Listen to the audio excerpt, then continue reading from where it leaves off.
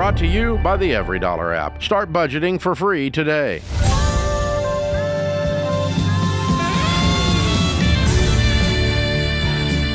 Live from the headquarters of Ramsey Solutions, it's The Ramsey Show, where we help people build wealth, do work that they love, and create actual amazing relationships. Ken Coleman, Ramsey personality, #1 best-selling author and host of The Ken Coleman Show, is my co-host today. Open phones at 888-825-5225. You jump in, we'll talk. Adelyn is with us in Youngstown, Ohio. Hi, Adelyn, how are you? Hi, I'm doing good. Good, what's up? Thank you. So I'm a 21-year-old girl. I'm not planning to go to college anytime here soon. And I recently started getting all my money. My dad would get my money before because, take care of expenses and stuff. And I thought I knew how to manage money pretty good, but turns out I don't. So basically my question is, what should I, as a 21-year-old, be doing to build wealth at this point? I have about $6,000 saved, and yeah. And you're working? I have a car. Yes, I work 4 days a week, 15-hour a day job. Mm-hmm. What do you do? I work for my brother at his apple orchard. Mm-hmm. So what do you make? $15 an hour. It's not steady income. Like in the wintertime, I make maybe $1,500 a month, and then in the busier times a year, I make maybe $2,500 a month. Mm-hmm. Mm-hmm. What specifically are you doing for him? I run his market, and I sort fruit and, do a bunch of random stuff, prune trees, yeah. Are you living on your own or with your mom and dad? I'm living at home. Mm-hmm. With mom and dad? Yeah. Okay. All right. Cool. So, what's your plan? Where are you going to be, and where are you headed? What's the 31-year-old version of you going to be doing? Hard question to ask at this point. I would like to either be married, and if I'm not married, be doing something in the medical field. Okay. All right. Well, I'd start taking some steps towards that and figuring out what that looks like in terms of the medical field part. I'm not in charge of the marriage part, but it's not my department. But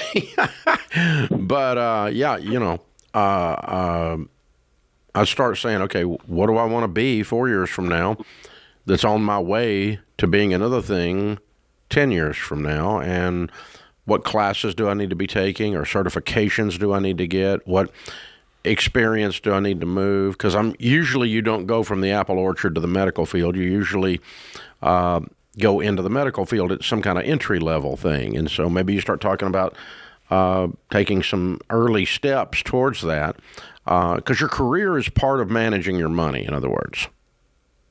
Right. That's why we're asking you all about your income. And then you moving out and having your own place. That's part of managing your money as you go with. As far as managing your money goes, and I'll let Ken speak further to your career, you've got to just make the money that you have behave and go where you want it to go. And you do that simply by having a plan before the month begins of where every dollar is going to go, and that's called a budget. And there's a budgeting app that we have called EveryDollar, and I will give you the premium version of that to get you started on that. And but basically, you're going to sit down before the month goes, enter your numbers into this app, and go, this is what I'm going to do. I'm going to tell this money what to do, instead of looking up at the end of every month and going, I have no idea what happened. And then that will lead you away from debt, towards savings, towards investing into yourself and some possible education moves. Yeah, what I would add, Adelyn, is the best thing you can do right now to move forward is to get as much knowledge as you can about the potential directions you could choose. The reason people don't move forward and they stay in the apple orchard, if you will, is because they're intimidated, they're scared. So here's what I want you to do. I want you to write down tonight before you go to bed all the different medical professions that you might be interested in.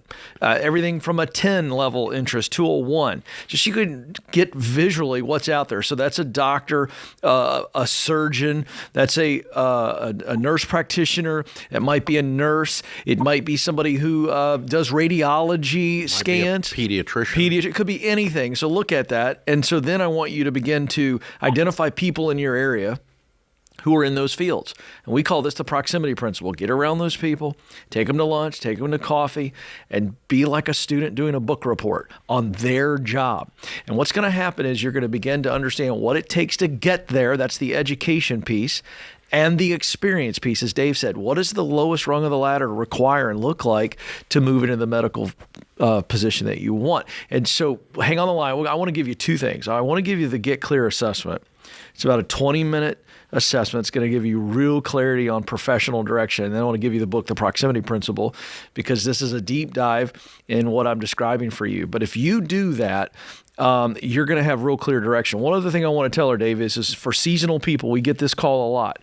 When you're in a seasonal job like this, you need to take that experience and skill set from the apple orchard to another job or two so that there's not this dip in income. There should not be a dip in the wintertime for you because you should be doing something else in a part-time capacity or 2 part-time jobs or another seasonal job that is hot during the downtime of the orchard. That's the mindset to keep your income level at the same level or create increase for yourself. It's very important. And so, Adelyn, don't miss that the answer to your how do I manage money question for us was the income side. Mm-hmm. There's 2 sides to the equation, the income side and the outgo side. And immediately both of us honed in on the income side for you. So managing your career and your income is part of managing your money. And so when you're looking at picking up the extra jobs in the down season, when you're looking at making the first steps into the medical profession, all that's part of managing your money. In terms of the actual tactical, how do I keep the money that we have and make it behave? Well, that's the budget. So we're going to give you all 3 things to help you. The Get Clear assessment from Ken, his book, The Proximity Principle, and we'll also give you the premium version of the app, Every Dollar, which will help everyone get dialed in on it here. So very good stuff. Good question. Thanks for joining us. Open phones here at 888-825-5225. Ken, you coming on as a Ramsey personality several years ago and opening up the whole career side of things even further because we had noticed for the years that sometimes when people are looking at money situations, they just need to make more money. That's exactly right. And we also realized that a lot of career problems cause money problems. There's no question. And a lot of career awesomeness can cause money awesomeness. That's exactly right. It works the other way too. So all of these things do fit together, folks. And the number of times that we have a debt-free scream and during their debt-free journey, they added income part-time and or got promotions and better jobs, almost 90% of them did one of the two or both. Happens all the time because once people start paying attention, they're paying attention. This is The Ramsey Show.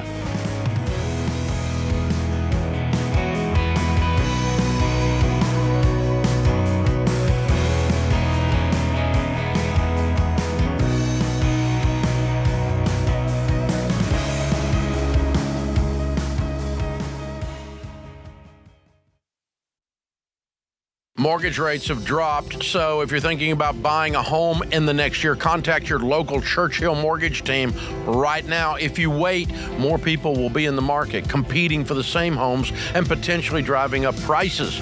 Churchill will help you do the math to be sure your budget is correct, making your home a blessing and helping you build lasting wealth. Learn more at churchillmortgage.com. churchillmortgage.com.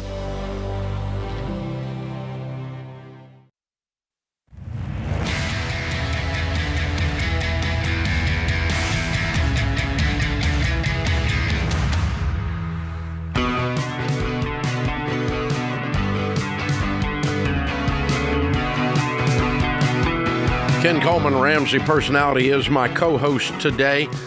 #1 best-selling author of the book Paycheck to Purpose. Amber is in Dallas. Hi, Amber. Welcome to the Ramsey Show. Hi, Dave.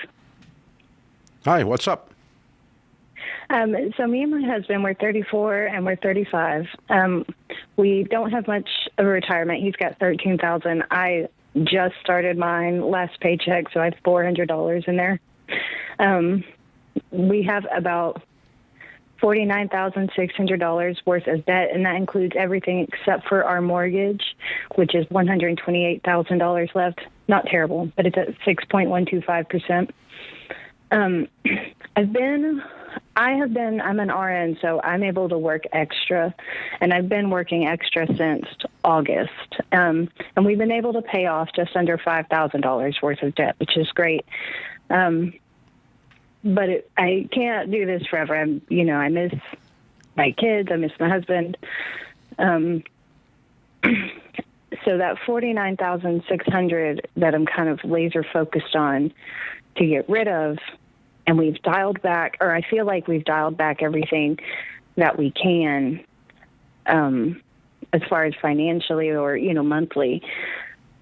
I'm just not sure how to get ahead because our goals are obviously to get out of debt, but I also am really concerned about retirement age, which I know is in roughly 30 years, but I don't want my daughter to ever have to worry about worry about me whenever I'm older. I want her to be able to live her life. The best way to be able to retire with dignity is to get the debt cleared, so you need to stop putting money in retirement temporarily. Oh, okay. And use all that money to help clear this debt.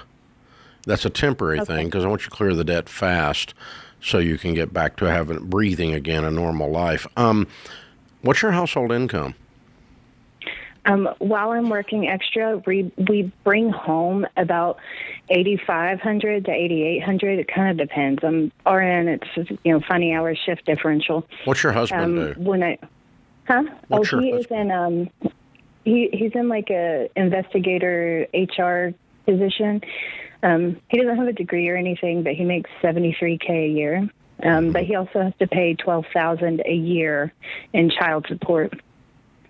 So whatever that is. Mm-hmm. So $73,000 minus $12,000 is what we make. Okay. And so you're making about the same. You're making about 70 or so. Well, when I'm working just normal and I'm not working extra, I bring home about $4,000 a month. Yeah, I'm not talking about bring home. I'm talking about your total household income is probably about $150 to get home with $8,500. Does that sound right? Yeah, that sounds about right. Yeah, okay. Around $80,000. What's the $50,000 in debt on? I have a $5,600 personal loan. Mm-hmm. That's at 13.95%. That was like a loan to pay off what else? An ugly credit card from my 20s. What else? And that behavior is fixed. Like, I'm not going to run up any debt. In fact, I've used credit cards to repair my credit. What else? We have a $20,000 car that has 13.95% interest, $12,000 left on my car that has 8%. And then I have about $7,000 in school loans, and it has varying, but they're all around 4%. Mm-hmm. Okay. And then our home, of course, $128,000. Your all's credit is bad, and you got screwed when you bought that $20,000 car. Yeah. At that time, I had not repaired my credit. Doesn't matter. You got screwed. You have a high interest rate, and half of your debt is one car. Yeah, that's true, isn't it? Yeah. Sell it. I don't know if we can. He has about a 30-minute commute Monday through Friday. It doesn't require a $20,000 car to do a 30-minute commute. Requires a $5,000 car. Okay.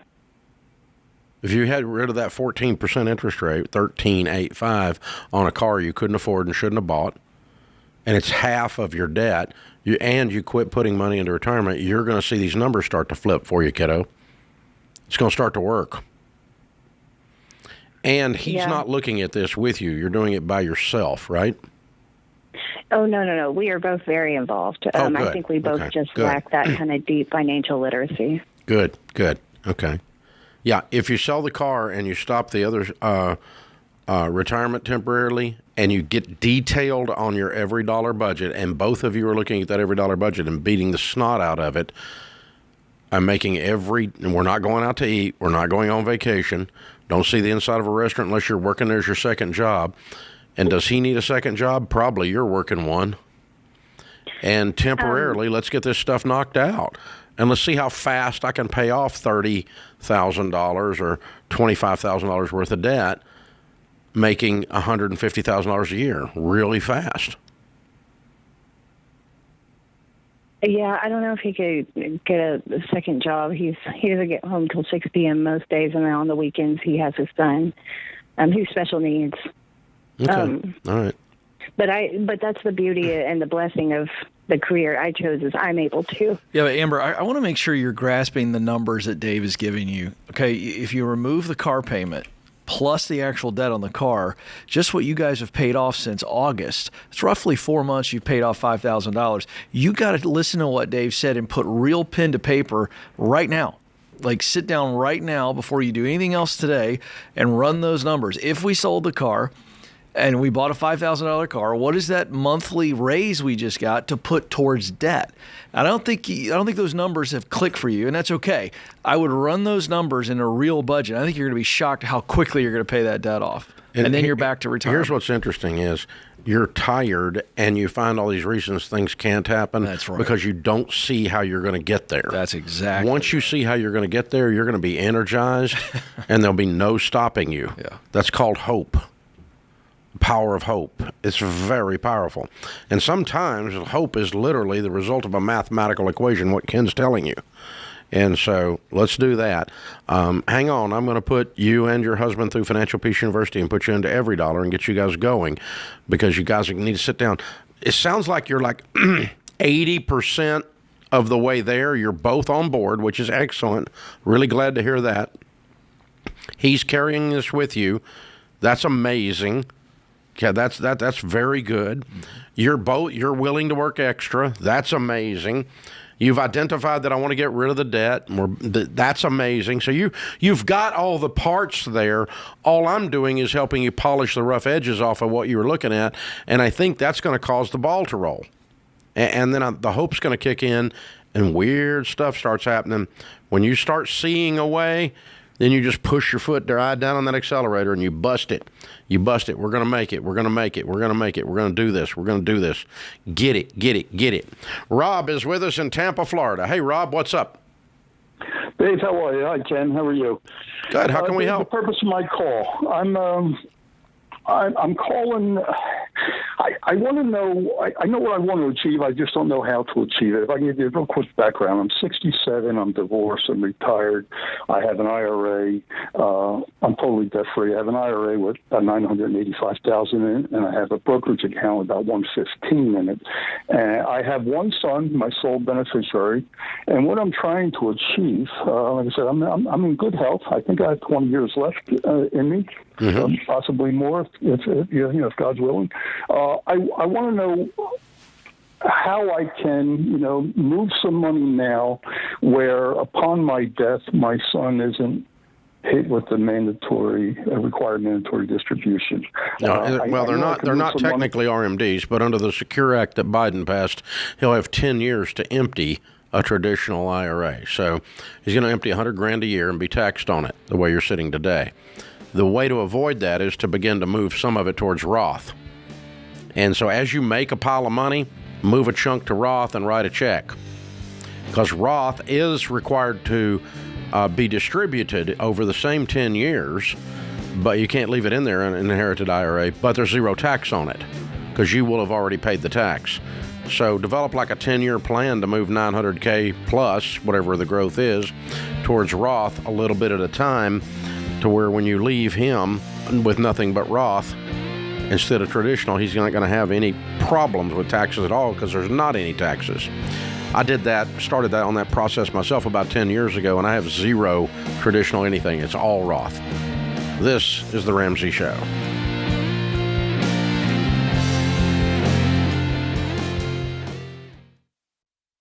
Hey, you guys, I'm not a fan of the big banks, and you probably already know which ones I mean. But I do like credit unions because they're nonprofit organizations that focus on their members. And I'm proud to endorse Fair Winds Credit Union because they share the Ramsey mission of helping people get out of debt and live generously.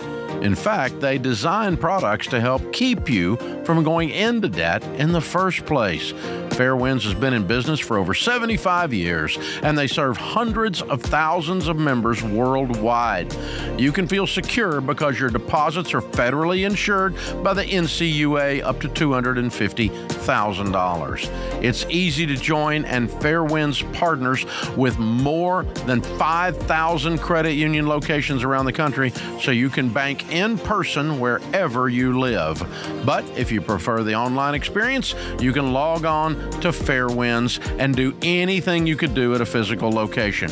So go to fairwinds.org/Ramsey to learn more. And while you're there, look at the combined checking and savings account bundle they created just for Ramsey fans to help you take control of your finances.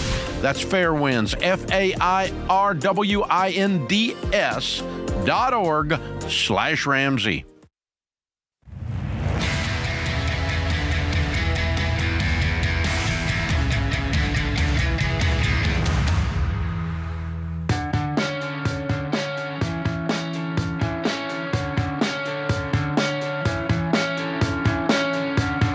So since we turned on the microphone today, I think all we've done is give stuff away, which is great because we're helping people with it. So if you heard us give away Ken's Get Clear assessment on figuring out what it is you're passionate about, what it is you're gifted at, and give you some insight into some directions you can go to enhance or even change your career, that's awesome. The Total Money Makeover book, 10 million plus copies now sold. The Baby Steps Millionaires book, all about the Baby Steps Millionaires, and Ken's book, Paycheck to Purpose. All this stuff is on sale right now at the Black Friday extended event at RamseySolutions.com/store. Like $12 books. These assessments are half. So this is like the best deals of the year. So have at it. That's the thing. Do it right now. RamseySolutions.com/store, or you can click the link in the show notes on the podcast or on YouTube. So Derek is in Charlotte, North Carolina. Hey, Derek, what's up? Hey, how are you? Better than I deserve. How can we help? Yeah, I just need help. I feel like I'm drowning in debt right now. Okay. Tell me about it. So I have around $10,000 in a personal loan because I recently consolidated my credit cards. I was in a abuse relationship, and after I got out, I found out that they probably racked up close to $6,000 or $7,000 in credit card debt in my name without me knowing about it. And you paid that off? And after contacting the banks and all that, they said there's nothing they could do about it. Well, of course there's something they can do about it. Wait a minute. No, let me stop. Let's find out where we are today. Did you because you believe those lying, thieving bankers, did you borrow money to pay off debt that was not yours because it was done with identity theft? Basically, yeah, because they said... Not basically, honey. That's what you did. You went and borrowed $10,000 and paid off debt that this criminal... fraudulently using your name opened up without your permission, and you paid that debt off.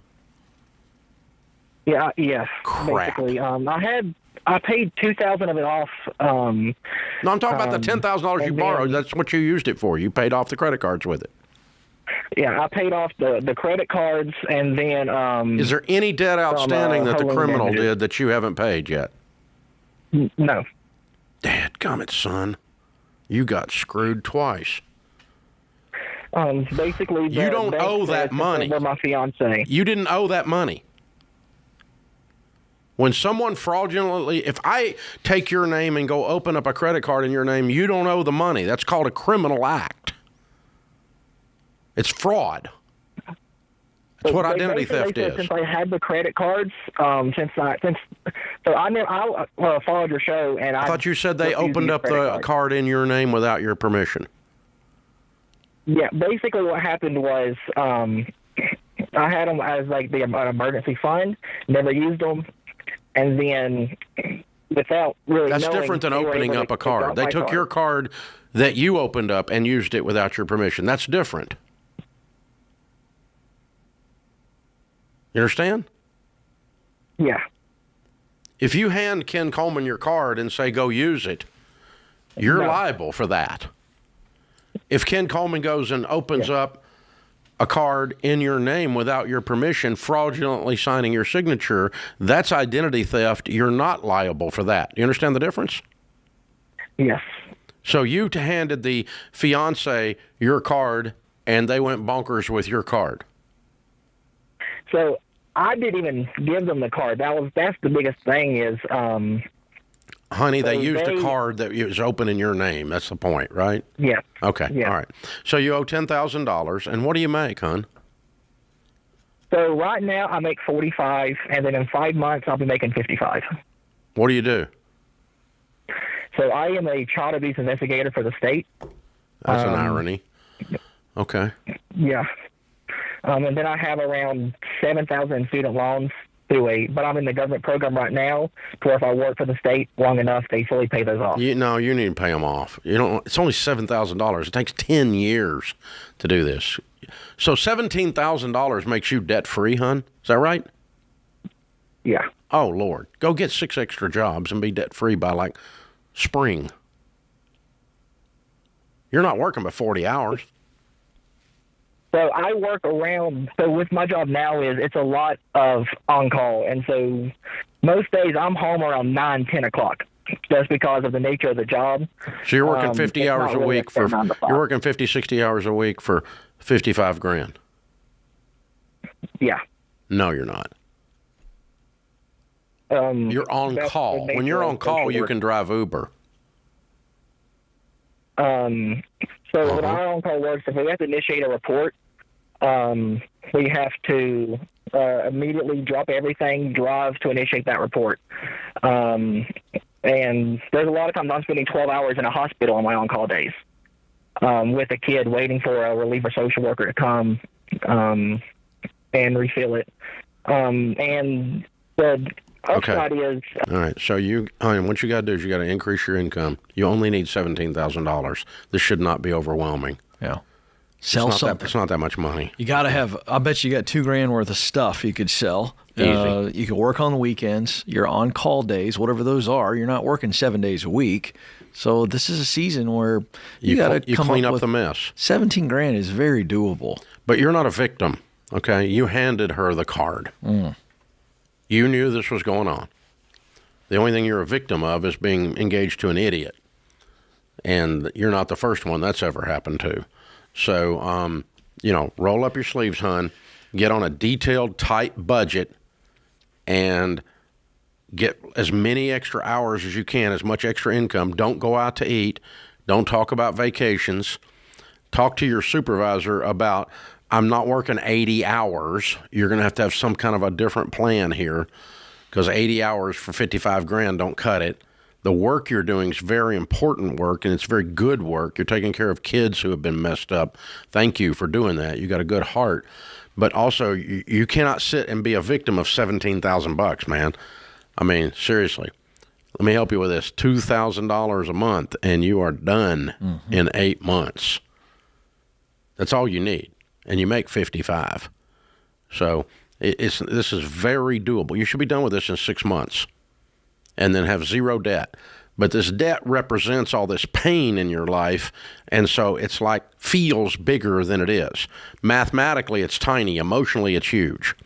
And that's why you act like it's some kind of big monster. It's 17 grand. And, no, I'm not staying in student loan debt for 10 freaking years for $7,000 worth of forgiveness that probably isn't going to actually come, because you're probably not going to cross every T and dot every I. A high percentage of people that run that game don't end up with the forgiveness at the end. So you don't want to get in that game. You want to get in the game of, I'm going to knock this out, put it all in the rearview mirror, move forward in health and with enthusiasm. Yeah, I can feel the stupid tax. We've all done stupid, every one of us, and that's what you're feeling. You know, this is a breakup. She took your card, and you know, and so you've created this narrative. The way you led the call is that you have been victimized, and in all reality, you haven't. And I think Dave is absolutely right. The more you can quickly go, I've got to get a victory.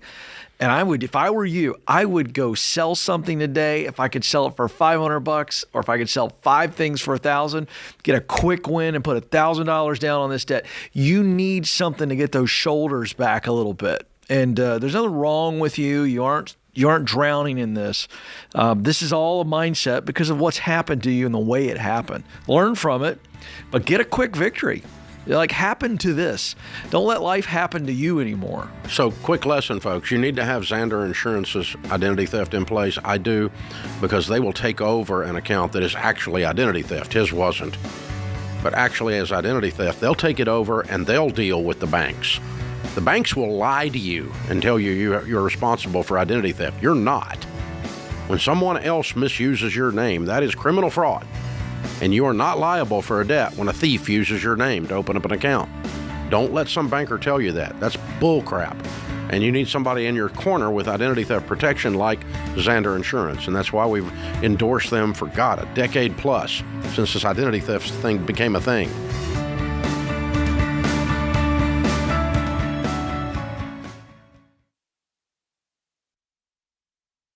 You know, one of the first things I discovered working in the financial world is how absolutely devastating it is when the breadwinner of a family dies and there's too little life insurance or none at all. Grieving families are suddenly left behind, scrambling to pay bills and trying to make ends meet. I also discovered that there are a lot of rip-offs in the life insurance world, like that whole life crap posing as an investment opportunity. What you need is level term life insurance, usually 10 to 12 times your income, which is the smartest, most affordable way to protect your family. The key is finding an independent broker who represents a ton of companies and works for you, not for the insurance company. This is exactly what my friend Jeff Zander and his team at Zander Insurance are all about. They shop the term life companies to find you the best options, and they've been around for over 95 years. So you know they'll be there when you need them. Zander is the real deal. And that's why they've handled all my personal insurance for over 25 years. I trust them, and you can too. Visit Zander.com for instant online quotes, or for a more personal touch, give them a call at 800-356-4282.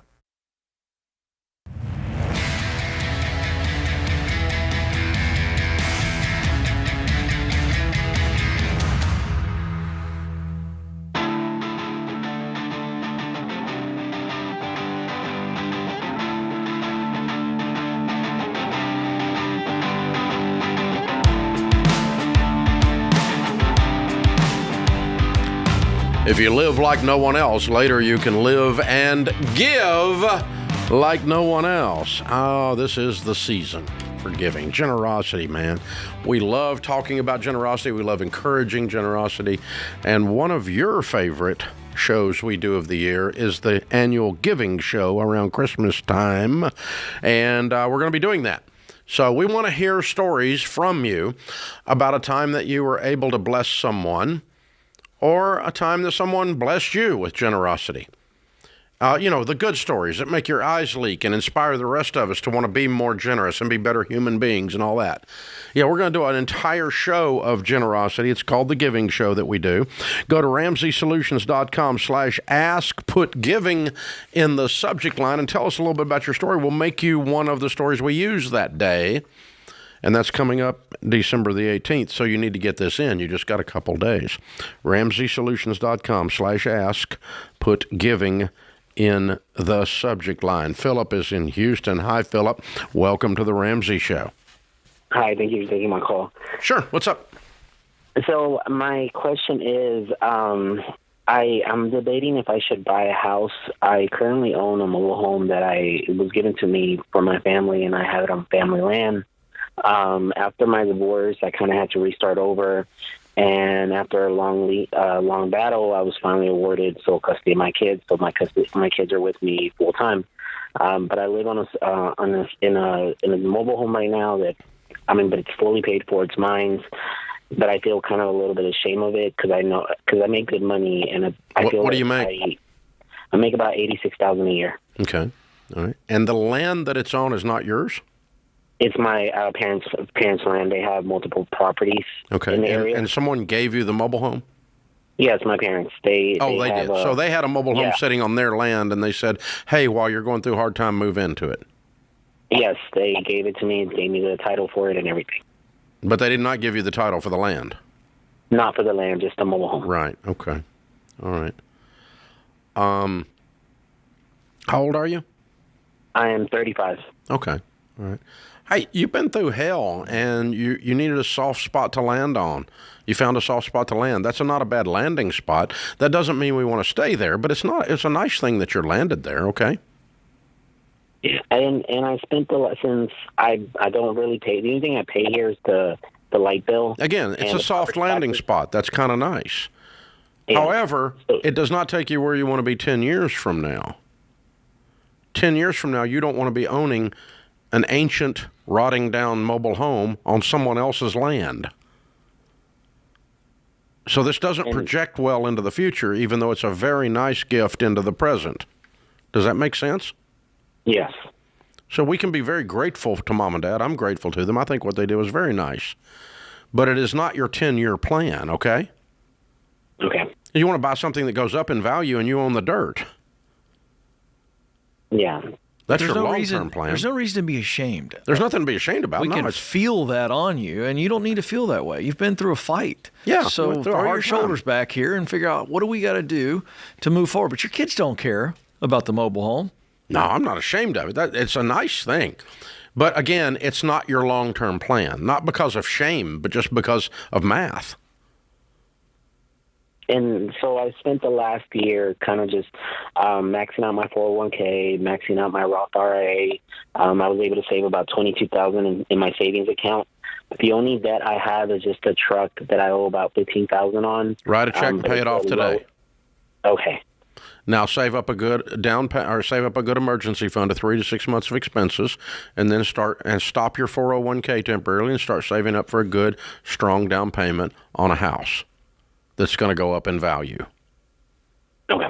All right. Now, how much land does your mom and dad have total? I would say about 15. The one I'm on right now is 2 acres, but they have 2 acres in different properties here and there. They have property They own a property management company. Is this property that you're on adjacent to their home? No.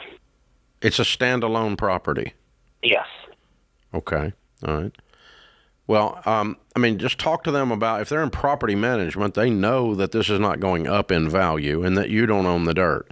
And so, Mom and Dad, I'm going to start saving for a down payment on a home, which means I'm going to be selling off the mobile home or giving it back to you, one of the two. What's it worth, do you think? I would say about $4,000. It's not a lot. Okay, just give it back to them. Just give it back to them when you get ready to leave. Because they were renting it out before, weren't they? Yes. Yeah, you don't mess up their rental property by dragging that thing off. So just when you get ready to leave, just say, hey, I'm going to save up money and I'm going to go buy a house. But thank you so much for letting me land here on your rental property for a little bit. And I'm going to give you the title of this back when I leave, okay? But thank you all so much. And just be very grateful, because you should be. It was a very nice thing they did. Yeah. But it's not your long-term plan. That it can be both things. It can be a nice thing and not the long-term plan, and no shame is in either thing. Is that okay? Yes. Appreciate that. You're a good guy, man. You're making good money. You fought for your kids.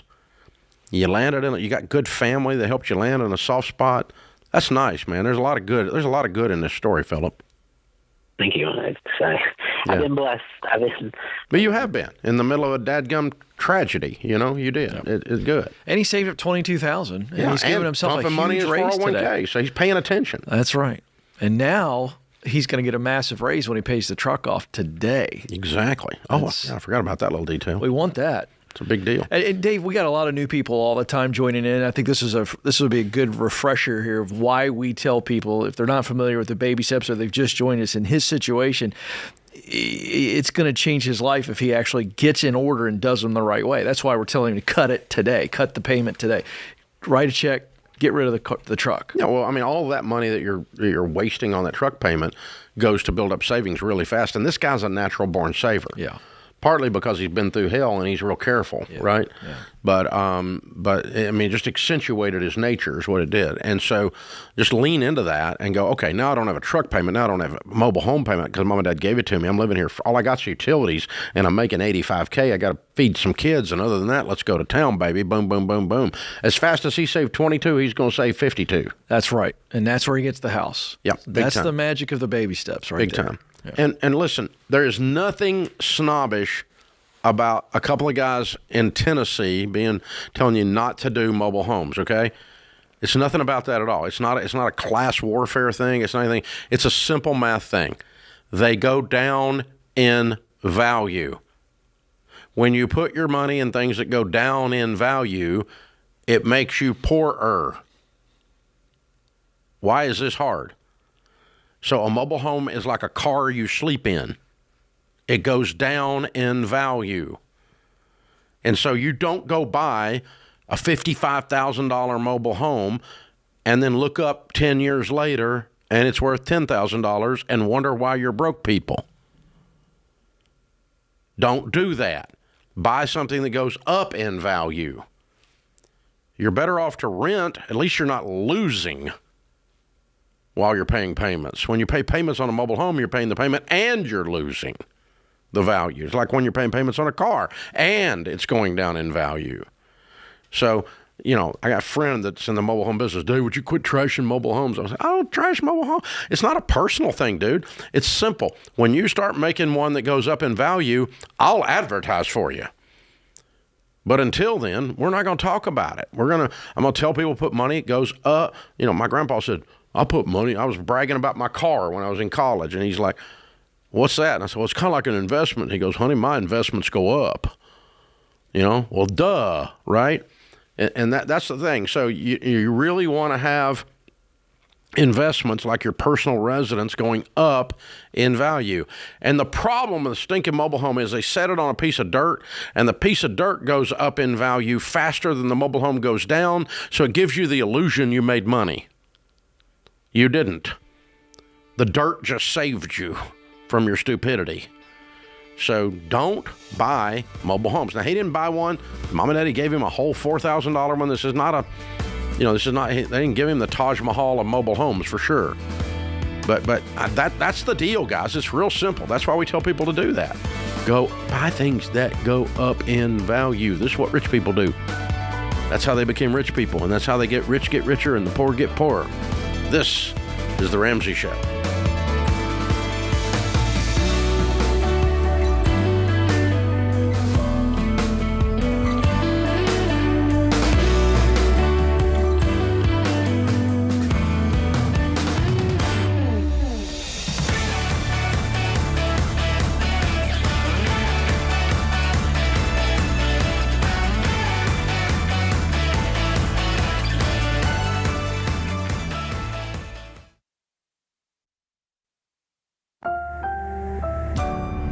Brought to you by the Every Dollar app. Start budgeting for free today.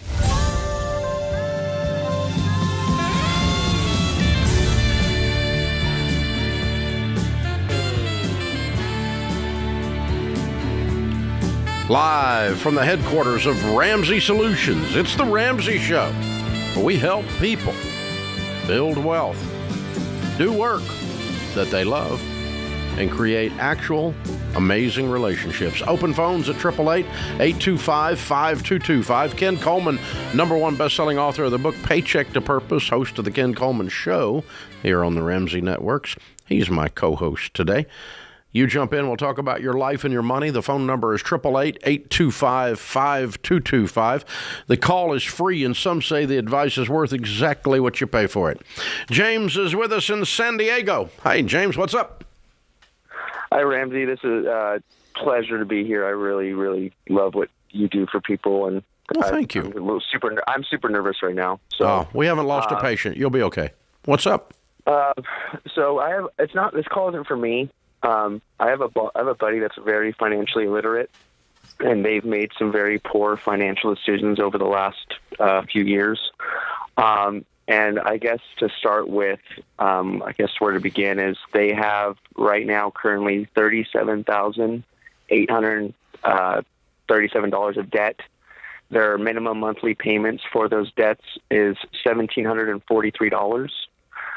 Their gross monthly income approximately is around $100K a year, plus or minus a couple thousand. They have a mortgage right now. They're behind 1 month on their mortgage. So they're currently at $1,500 a month that's what they're behind. Normally it's $1,250.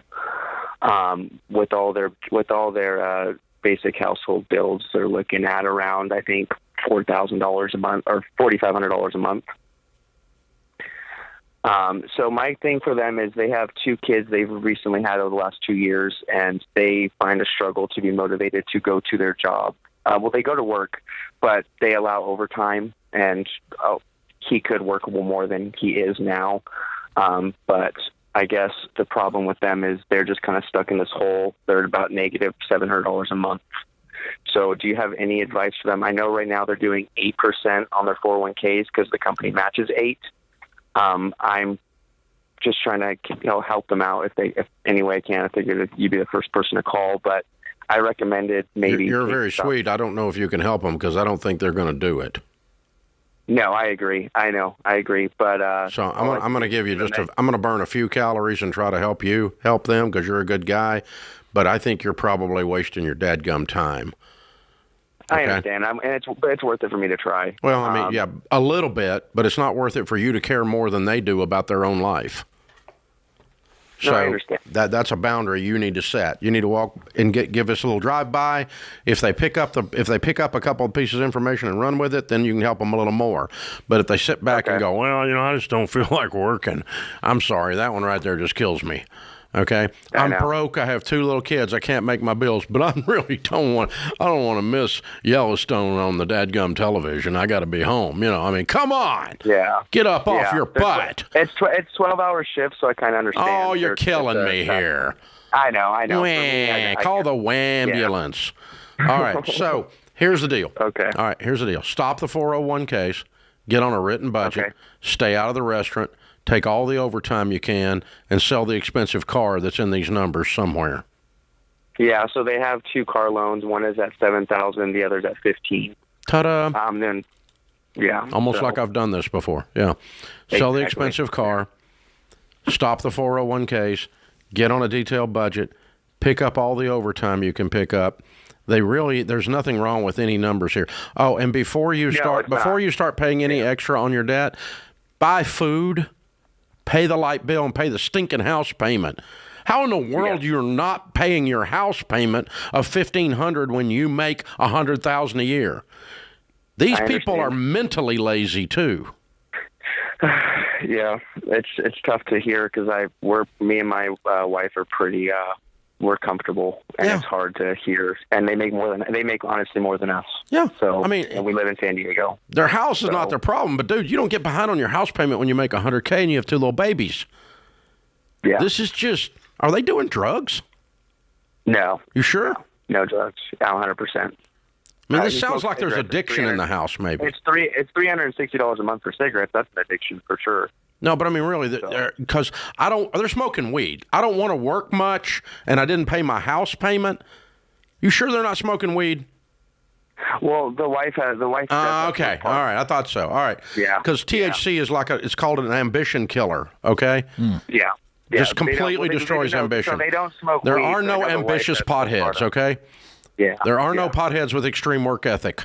They don't exist. Right. So this is the problem. All right. I would just say, took James, a minute, but we got there. You're very nice, James. You're a sweet guy, James. The best thing you could do is a come to Jesus meeting with this dude. I just think it's dude, man up. Time for you to grow up. Throw the cigarettes in the pot in the dadgum ditch. You and your wife start acting like grown-ups. You got babies you're responsible for. Yeah. Come on, man. Adult up. Man up. Mm-hmm. You're making excuses for him. I hear it. Yeah, well, he likes them. He thinks they're sweet. They're probably sweet. A lot of potheads are. But it's just, golly, you got to be kidding me. This is just I know this call went there's no sideways way when he you said, can have this much illogical stuff going on without Right. like, getting down there. I've done this too long. Right. He Too doesn't many want to times. go in and work. Here's the deal. Larry Burkett used to say financial problems, including when Dave Ramsey went bankrupt because he was stupid, the guy I'm talking about right here, financial problems are not the problem, they're the symptom. What are they the symptom of? In my case, it was arrogance and the need to look cool and drive a car I couldn't afford and buy crap I couldn't afford with money I didn't have and build a big real estate portfolio, and I got rich quick instead of get rich slow because I'm smarter than everybody else, and I was a stupid little snot nose, and I got the tar knocked out of me because I was an idiot. And but it was the problems were not the problem; they were the symptom. Mm-hmm. These people's problems are not their problem; they're the symptom of what's going on in their house, the dysfunction in the household, and that's what you're facing. So, another example of that is we've sadly, with 30 years or 40 years now of working with people with financial problems, we end up spending a lot, and you do with careers too, end up spending a lot of time with people that are recovering from addictions, and so we're not addiction counselors. We don't know anything about it, technically speaking. We've only got 30 years of dealing with addicts because 100% of addicts have financial problems. 100%. You're addicted to porn, 100% of the time, you're going to end up in our office with your stupid house in foreclosure if you don't break that. You're addicted to gambling, that one will get you there real fast because that's like money stupid, right? It goes straight to the heart of the thing. You're doing drugs, you're doing cocaine, you're doing alcohol, you're 100% of these people. And I was with a buddy of mine the other day, he's been dry for 2 years. He was doing cocaine, he was doing mountains of cocaine. He's been off it 2 years, I'm real proud of him. I said, why'd you quit? He goes, realize there's no old cocaine addicts. There you go. Wow. Yeah. But the addiction is the problem. The symptom ends up being the financial issue. This is The Ramsey Show.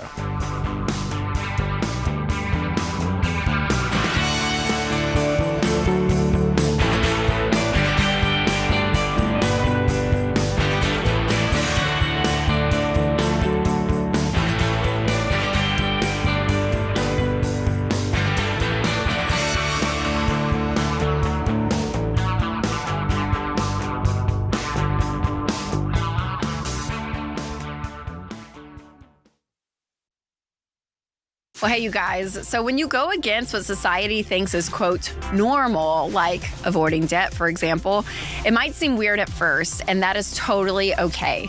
Because we want you to be weird if that means you're doing things intentionally, including how you spend your healthcare dollars. And one way to be intentional is with Christian Healthcare Ministries. CHM isn't health insurance. They're a health cost-sharing ministry that's helped hundreds of thousands of families like yours take care of healthcare costs without sacrificing their freedom. Programs start as low as $98 a month. So find out more and join at chministries.org/budget. That's chministries.org/budget.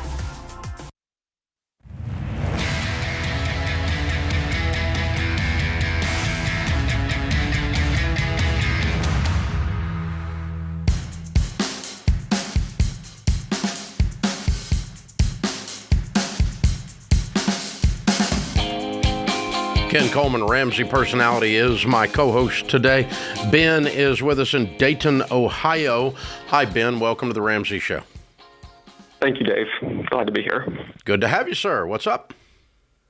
Yeah, so I have a question regarding life insurance. So I'm looking at a policy through Xander at 10 times my income.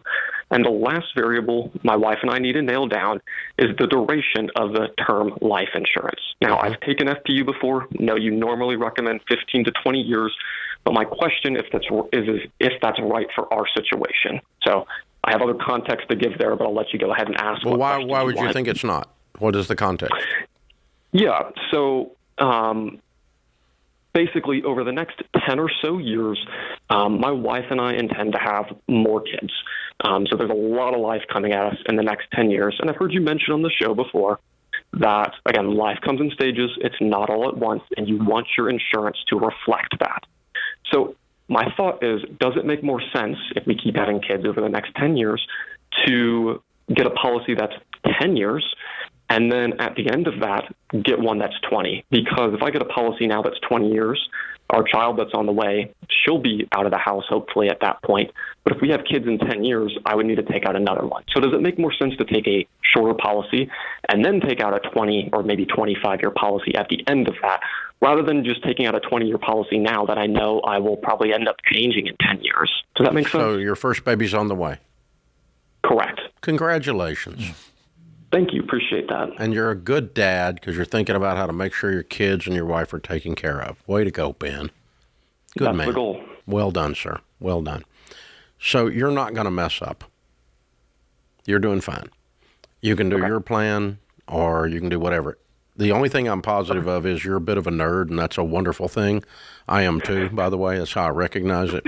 And so you're overthinking this. It's not going to unfold the way you've got it in your head. So the variable is not the number of kids. The variable is your income. True. So 10 times your income today is going to be different than 10 times your income 5 years from now, or 12 times your income 10 years from now. And so that's what I ended up doing, and you've heard this apparently, but I'll repeat it for everybody else out there, because the way you reflected this back, I know you heard this. I did 15-year policies, and then every so often I bought another 5 years later, I bought another 15-year, and then those would fall off at the appropriate time as the liability for the children go down. So the goal is when the life insurance runs out for you to be debt-free and have a large enough nest egg that if you die, financially your wife doesn't care. Okay, so you got $1 million in mutual funds and you have no debt and the kids are grown and gone. Those are the three things, right? So they're out of college. They're not on mom's payroll in any way if you're gone. And so that's going to work out, and here's the thing. As long as you keep your health, you could do your plan, or you could do, 3 different versions of 15-year policies, which is kind of what I ended up doing. And then I ended up adding one because we were building a big building, and Sharon goes, I don't want to finish that building with my money. I want to finish it with your life insurance money if you die during the building. So I had to buy one for her just because that's what she wanted. It was SWI. Sharon wants it. Had nothing to do with financial planning. It was like a Christmas present. And so, but you're going to end up, that's what I mean. Stuff, I had it all nerd figured out, and nothing ever works out the way I've got it figured out when I look back on it 15, 20 years later. So if you do it your way, you're going to be fine. You're covering your family for 10 to 12 times your income. If you pass away with 1 or 2 babies in the house, your wife will have plenty of money to live off of the principal, or live off the growth of the principal without touching the principal, and have replaced your income, and she'll be okay.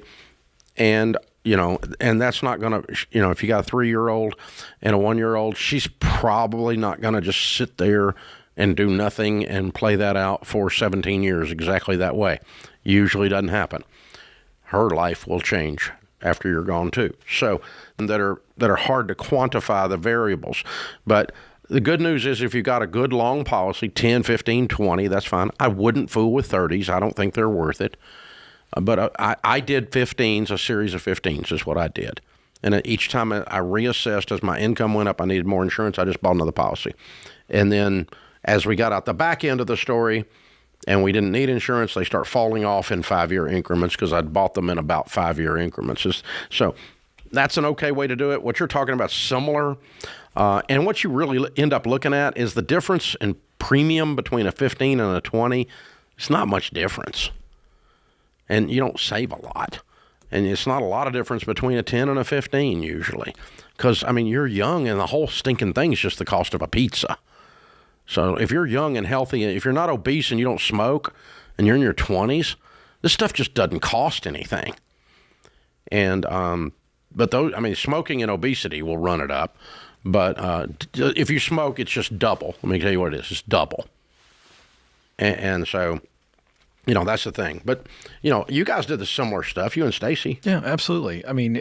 But we followed the income. This was the key lesson. The variable is not the kids, it's the income. And so as my income increased, I stayed right on top of that and kept changing based on what you've always taught. This was before I even worked for you. So that's the variable. It keeps it simple. As your income goes up, then look at the policy. Add a little bit more. And you don't That's have to cancel the old one and get a new one. That's correct. Just add a smaller one on top of it. That's and that way you've got them phased in and phased out. Yeah.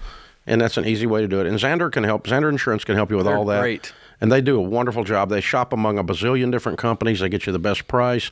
Guys, when you're buying insurance of any kind, particularly life insurance and P&C, homeowners and car, always go with an independent broker that will shop among a bunch of different companies and get you the best deal. You don't want one that has listen, if they have a football player on their advertisement, they're more expensive. So let me help you, okay? Mahomes and Peyton Manning, okay? 2 of them. State Farm, it's super expensive, right? Somebody's got to pay for all those dadgum football commercials, and it's you, boys and girls. So you State Farm people, that's who's paying for it. So you're telling me Jake is not the friend that we think he is? I'm telling you that if I see another State Farm commercial, like back to back to back to back to back every break till I'm about to throw up. That's true. Oh my God, you can't even watch football for these people. Right. I wish they'd just get back on the field and play so we didn't have so that many commercials. I agree. And man. that painting versus painting, that one drives me nuts. Peyton versus Painting, it's too much. Well, it's a walking dad joke. I get it. And I am a walking dad joke. And exactly. I like Peyton. I don't want to be reminded of my weaknesses. I don't know Mahomes personally, but I know Peyton, and he's a wonderful guy. And he does have a great sense of humor in general. By the way, I want to point this out because we have a lot of people that, again, brand new coming in. Our audience is growing. The life insurance, Xander is so good at what they do. It is such a pain-free process from start to finish, from the time you call them to the nurse coming out and taking your blood to the paperwork. I got to tell you, it is. I think a lot of people think, oh, what do I got to do? You just say the nurse taking my blood was pain-free. I heard you say that out loud. I did. It is. You did say that. Yeah. They come right to your house. It's simple. Paperwork is easy. I want people to know it is such a easy process. It is comparatively to the other stuff in life that you have to take care of, and it doesn't get more important. But you know, like for instance on P&C, if you go to one of the ELPs and you shop it on your homeowners and your car, you're going to save like $800 probably on average. Yeah. Annually over what you're paying on car and homeowners. So, and that's simply not because they have like the cheapest insurance. It's because in your situation, they're going to look at 5 or 6 different companies or 8 different companies. They're going to find the one company in your situation that is the best deal. That's right. And that's what you want. When you're an insurance agent and you only sell for one company in the business, we call that a captive agent. So a nationwide agent, that's the guy that wrecks everything, right? Isn't that the commercial? Is that nationwide? I can't even remember now. No, that's Allstate. See, it didn't work. See? The ad didn't work because it's not even memorable. Yeah. Okay. Yeah. The guy's memorable, but I can't. Yeah. Yeah. So, and yeah. That's the only reason I watch those, is because that's kind of fun to watch him destroy everything. Something, yeah, over and over and over and over and over and over and over and over. So shop. Don't work with the captives. Shop among a bunch of different, get an insurance broker. That's a different thing. This is the Ramsey Show.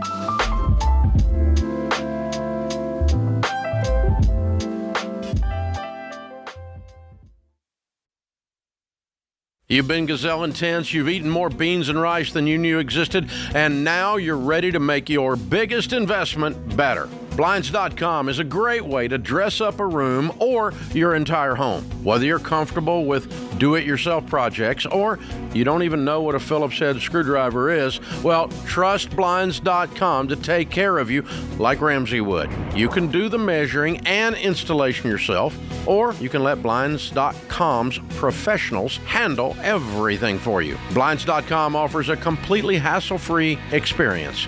Count on them to deliver stylish window treatments from premium brands without the premium markup. You'll never have to deal with pushy salespeople in your home just to get a quote. But you can count on free shipping, free samples, and a 100% satisfaction guarantee so that you can rest easy.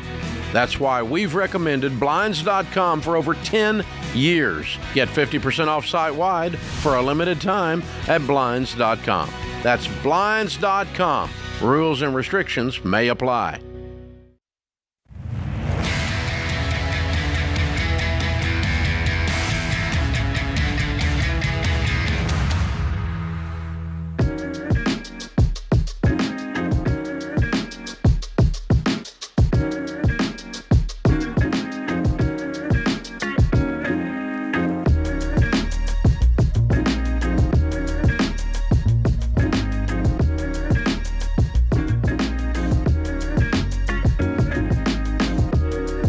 Ken Coleman, Ramsey Personality, is my co-host. The Ramsey Show question of the day is brought to you by Y Refi. We trust Y Refi because they help people who have defaulted private student loans. They refinance with a low fixed interest rate you can't get anywhere else, and it'll get you a payment. With Chris, for instance, they got his payment down 40%. Wow. Go to yrefi.com/Ramsey if you have defaulted private student loans. The letter Y, REFY.com/Ramsey. Might not be in all states. Today's question comes from Vanessa in Indiana. I'm a 21-year-old who will graduate college in the spring with my bachelor's degree. How am I supposed to go about getting an entry-level job when they all want full-time experience? I had part-time jobs while in school, but they don't really relate to my career path. Well, I appreciate the question, Vanessa. I've answered this question thousands of times.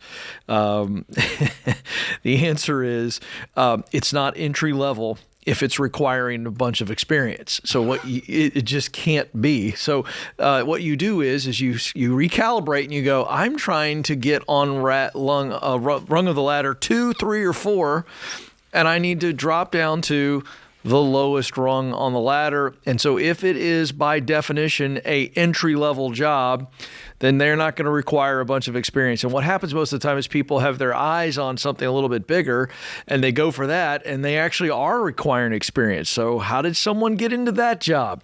Look lower. I can promise you there is, in fact, entry-level jobs where you do not require any experience. So this is all about reality and patience would be the two words, so that you see the right things. And I appreciate that you want to get something a little higher up the ladder. We all do. And Ken, I think it matters. That's how that works. I think it matters more.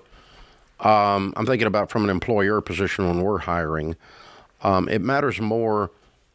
If her degree is in a technical field, then all they want to know is she can accomplish the technical task. That's correct. If it is in a broader soft skill field, let's say communications, okay, and she wanted to go to work in PR, all right, that's not a technical, tactical thing. There's soft skills involved there. I would be more concerned with experience there than I would someone as a developer. That's a technical skill. That's exactly right. Okay, so if you got a certification as a developer, we might put on the job offering, but we prefer experience. But we're not going to require that as harshly as we would in something where soft skills are involved. Does that make sense? That's exactly right. Yeah, and so it depends on the field. It depends on the field. So let's take that example. Let's say that you got a degree in accounting or PR or something, and you're going for something, and whatever it is. And they're saying, okay, you don't have any experience even in classes or in summer work. You've not interned, you've not done this. It's not the sky is falling. Then you simply go, okay, great. So I need to go get that. And so I might need to go go get 2 part-time jobs or a part-time job. And I've got to get some intern experience. And I get that basic level experience. And so now all of a sudden I have checked that box. And the other thing that comes into play is that's just something an employer sometimes will put on there as almost a screen. Yes. And would they necessarily never hire someone with zero experience? That's not true. They would in certain circumstances. That's right. Because all they're trying to figure is, can you do the job? Yes, and so the proximity principle could help that. It can, and I think you also, and so the proximity principle is where I've got people that are in that industry who I've spent some time with, and now they're going to open up some doors. But I want to go back to what you just said, and that's gumption. I think you're absolutely right. Here's what I would say to someone coming out of college. If they say, you need experience in communications or you need experience with problem solving, you know what I would do? Instead of saying like this young lady said, and I'm not knocking her, my part-time jobs didn't have that experience. You know what I would do? I would look back into my high school and college experience and I would say, you know what? I was in charge of the yearbook my senior year at a large public high school. And as the student editor, I had to solve problems all the time. I'm not saying you're going to get the job because of that answer, but there's the gumption point. They're looking for, do you want this? Are you hungry? And can you say, realistically, I solve problems? Poise. Right. But if you say, I solve problems by doing this, we had deadlines. But if you look down and go, well, kick sand. Right. I don't know. Yeah. I apparently don't have any Well, you just managed to get a 4-year degree. That was like you pushed through something. There you go.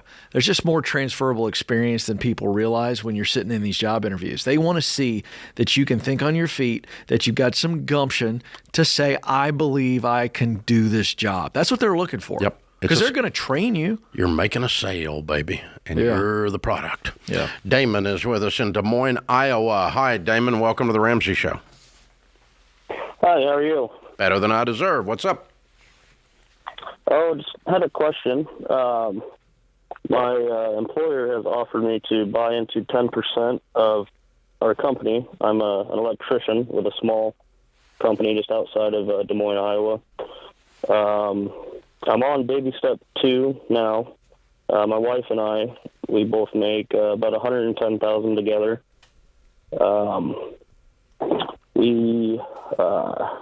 Let's see. I just didn't know if I should continue the baby steps, which, like I said, I'm on baby step 2, or if I should direct my focus onto trying to get this 10% for $100,000 is how I would get that 10%. And I wasn't for sure if I should put my focus towards getting some ownership into the company to where I can... No, you should look at your boss and say, thank you for your kind and generous offer, but I'm in the middle of getting out of debt right now, and so my wife and I have to focus on that. I'm so sorry I can't do it. And let me tell you why, okay?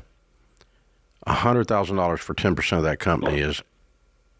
You said it's a small company. And yet you just valued it at $1 million. Yes, and I don't. Like I said, I don't have all the numbers on the company yet. He just kind of gave me. I don't either. How many employees does it have? We have 10 employees. I know this year he had told me that we're on track to do 1.4 million, and last year we did 1.7 million. Did a couple. How old are you? My wife and I are 25. Okay. Yeah. Do you want to work for him for the next 10, 15 years? Yes, sir, I do. I actually used to live in the city. I've worked with companies that have, 300-400 employees, and I really enjoy the rural life, and I really enjoy. So here's the deal: that opportunity will come back around if it is a good opportunity. I'm not sure it is, but it'll come back around later. Number one, I think it's overpriced. Number two, let me teach you something about small business purchases. Okay, what you are purchasing there is called a minority interest. Meaning you do not have at least 51%, meaning you don't have control. You follow me? Yes, sir. Okay. And so you have absolutely zero power with your stock. Zero. So boss man can decide to run this thing in the ditch, and suddenly your 10% is worth nothing, and there's not a stinking thing you can do about it. So you do not buy minority interests in small businesses, period. And number one, for any price. If he wants to give it to you, fine, as a bonus, that's okay. But no, we're not going to give him $100,000 and you have zero control over anything in the company. Your vote means nothing because he holds all the cards. You follow me? He can go deeply in debt. He can develop a cocaine problem. He can do whatever, and there's squat you can do about it. And your $100,000 is going to become worth zero if any of those bad things happen. And sometimes those bad things happen. Not all the time, but sometimes they do. So don't do minority interests in small businesses, period. And I think this one's overpriced. And, Damon, you're in debt. So just be kind and generous to him and say thank you for your kind offer. I'm honored to be working here. I'm going to continue to work and plow the field like I'm supposed to. And we'll revisit this discussion later when I just buy the whole thing from you or something. But for right now, I'm getting out of debt, and my wife and I are going to have to focus on that. That's what you should do, sir. This is The Ramsey Show.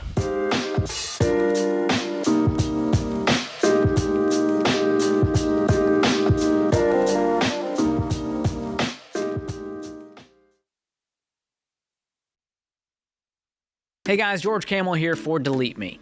I saw a headline the other day that made me squirm. 1/3 of the U.S. population's background info is now public. We're talking 115 million Americans' personal info out there in cyberspace for data brokers to buy, sell, and trade like Pokemon cards.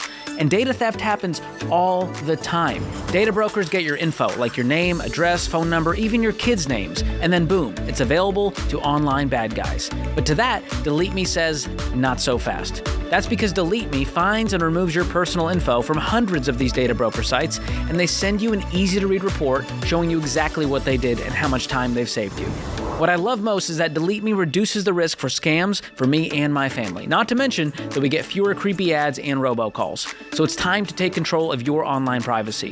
Their individual Delete Me plans start as low as $9 a month, and you can get 20% off if you go to joindeleteme.com/Ramsey. That's joindeleteme.com/Ramsey.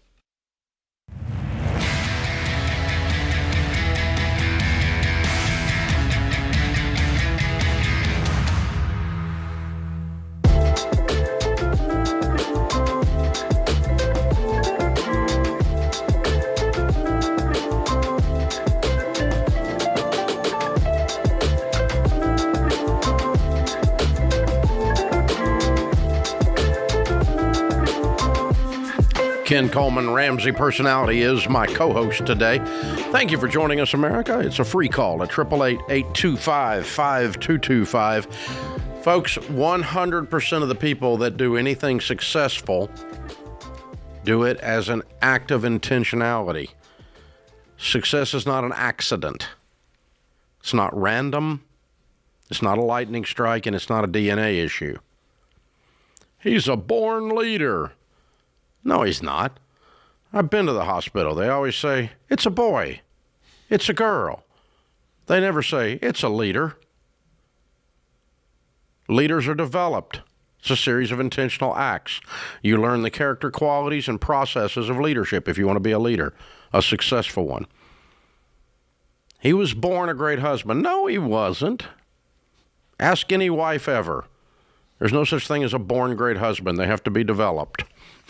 I'm not sure if you ask many wives, they'll say there's such thing as a great husband. Yeah, there is. Hey, now. Yeah, there is. My wife's got one. Yeah, so there you go. Self-described. I love that. Because of the humility and all. But so anyway, so the thing is this, winning with money is an intentional act. You have to tell your money what to do because broke people always wonder where it went. Rich people tell their money what to do, and they have a plan. Broke people, thank God it's Friday, oh God, it's Monday. I sure hope it all works out. I sure hope Trump will fix my life because Biden didn't. Trump isn't going to fix your life, honey. He's going to do a bunch of crap, but fixing your life isn't any of it. I can tell you that. It's not his job, by the way. It wasn't the guy before him's job, and the guy before him's job, the guy before him. It's your job. So on paper, on purpose, you tell your money what to do. That's called a budget. If you want help doing that, the world's best budgeting app is called Every Dollar. It's in the App Store for free or the Google Play Store. Get it and download it. Put it on your phone and start making your money behave. It's an intentional act, boys and girls. Brian is with us in San Antonio, Texas. Hey, Brian, welcome to the Ramsey Show. Hello, Ramsey team. It's a pleasure. Pleasure, sir. How can we help?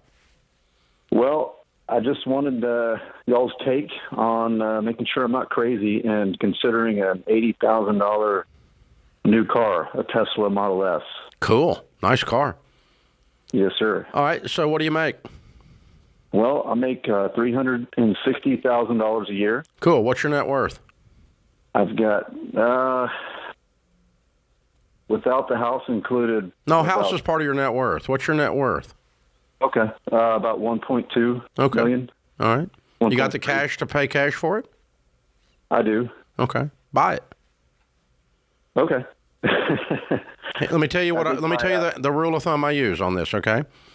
Yes, sir. The reason I ask you those questions. We tell people not to buy a brand new car unless they've got at least $1 million net worth. Ding, check box. Okay? Because new cars go down in value, including Teslas. Right. They don't go up, they go down. And you can't afford a depreciating asset that's brand new. When you drive it off the lot, that sound blump when you go over the curb was $10,000. Okay? Right. That's what it is. You got to be able to choke that down, and you can choke it down. And you don't buy new unless you got $1 million net worth. You do. Okay. Second thing is don't buy depreciating assets, things with motors and wheels. In your case, wheels, all added together that equal more than half your annual income. You make $360, we're buying $80. That's less than half your annual income. I'm assuming the other car, if there is one, is not a $200,000 car, so you're probably okay. Yes, sir. Okay. Yeah, so paid off. Because you don't want too much as a percentage of your income invested in things that are going down in value. Again, same thing. So, like, I got a friend that made $15 million last year, and he bought a $428,000 car. That kind of blows my redneck mind. I have a hard time getting my head around that, but it's a very small percentage of his income. It's like most people buying a biscuit, right? Mm-hmm. And so, yeah, it's not going to hurt his finances at all, even though,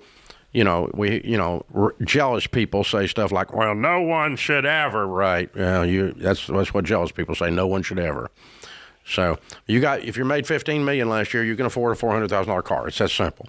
You made $360, you can afford a $80,000 car. You got $1 million plus net worth. You can afford to buy a brand new car. That's how and you're paying cash. You're not going to borrow money. That's the three things I was looking for. You checked all three boxes. Yeah, and hey, he's done it the right way, and so he's had to wait. That's the other thing that when Dave walks through those, I'm just glad George and Rachel aren't on the air with their little Teslas. Yeah, because I would have had to put up with the Tesla stuff. Telling a guy to buy a Tesla, because there's no chance I'm doing that. But those two both are Tesla drivers. So you just batteries. Even if they came out with a really cool looking one, they actually are a cool car. I need you want to smell. I need like an fuel. app for it that makes a muffler sound. Right. Because a redneck needs a loud muffler, and that's just all there is to it. They do that. They have these cars. Do they really? Yes, absolutely. But I don't think it's enough for you. No, it's not. I think you want to smell. I still know I'm sitting on a battery. You like the hint of petrol in the air. That's it. You want to smell that you're driving. That's it. Actually, I'm trying to help the planet. Well, I mean, the planet gets destroyed by making those batteries more than me driving my Raptor. I can tell you that. Oh, so you're green? Is that what I'm hearing? That's it, man. I'm totally okay. I'm down with the green. Right? Not at all, but yeah, it's very exciting. It's funny. I don't care what you say. Open phones at 888-825-5225. Fabian is with us in Los Angeles. Hi, Fabian. How are you? Hi, doing good, sir. I just want to say, first, God bless you, my future wife. And I binge watched your show. We bought your books, and I'm currently on Baby Step 2, and we appreciate you very much. Well, thank you, sir. How can we help you today? All right, so I need you to do that thing that you do where you pretend like I'm your son, and if I'm making an overall good career choice, I want to be able to switch careers. I feel like I always in my 20s, going on ventures. What are you doing now? What do you want to switch to? So the last 2 years I did project management and construction blueprints, and I really like that. I've been doing restaurants for 10 years. I went back to it because it was a venture, it was a startup company that went downhill. So now I backtracked. I went back to what I was good at. So, yeah, doing restaurant for 10 plus years and construction blueprints to permit for 2 years, the past 2 years. So you want to go from restaurant management to this construction blueprint stuff? Yes, sir. Okay, so what's the question? Do you think the construction industry is a good career path? Absolutely. Yes. And then how do I make this switch over? Because I never went to school for it, but I learned how to work with. Does it require, if I were to hand it to you today, does it require a college degree to do what you want to do? The answer is no. Project managing, reading a blueprint, most people doing it don't have a college degree. There's a few people have a construction management degree, but almost none in the business. Sounds like you've already got enough experience to get in the industry. So the question is, can you get back in it and make the kind of money you need to make? Yeah, and then do it. Yeah. So my advice is this: keep working in the restaurant business until you land the job doing what you want to do, and so there's no interruption of income. This is not scary if we do it methodically and we're patient. and we don't stop working. And that's the Hey, the advice I guys would you give. used to work at the startup, the construction business startup before, where are they working? It was a remote company. It was. Were any of them local? Yes, some of the projects were local. Yeah, find out where those guys are working, and they may talk nice about you and help you get a job there. Oh, you mean like the guys you used to work with in the construction business? Find out where they are. That company was a startup and went down, you said. Yeah. Now go find those guys and run that to ground, and they'll get the door open for you, and you can get going. Yeah. But you don't. Yeah, go. You need to go do this, man. Absolutely, go do it. You've already done it, so you know where to look. Start looking. Absolutely. You got this. Walk out there on the job site. Start talking to people. Who's hiring? I know how to do this. I'll help you. And just walk in there and start reading blueprints and project managing. You know how to do it. It can be done. You really, you already know you don't have to have a degree because you've already done it. This is the Ramsey Show.